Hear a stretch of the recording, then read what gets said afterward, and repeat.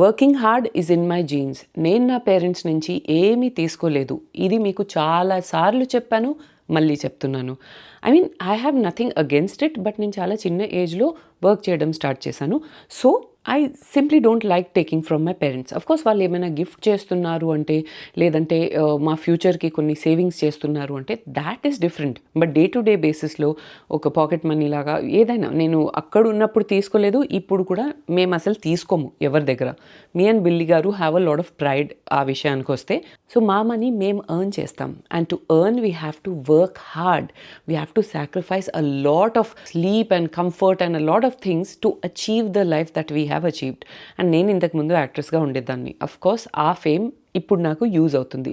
కానీ ఆ ఫేమ్ సంపాదించడానికి నేను అక్కడ ఎంత కష్టపడ్డాను, ఎండలో ఎంత నేను షూటింగ్స్ చేసుకున్నాను, ఎంత ఏడ్చుకుంటూ ఫుల్ నైట్ షూటింగ్ చేసి నెక్స్ట్ డే ఇంటికి వెళ్ళి బ్రష్ చేసి స్నానం చేసుకుని మళ్ళీ వచ్చి ఇంకో షూటింగ్ చేశాను, అది నాకు తెలుసు. సో ఇప్పుడు మీరు చూస్తున్నారు నా బెస్ట్ లైఫ్, నా లగ్జూరియస్ లైఫ్, నా వెకేషన్స్, నా హ్యాపీనెస్, ఎవ్రీథింగ్.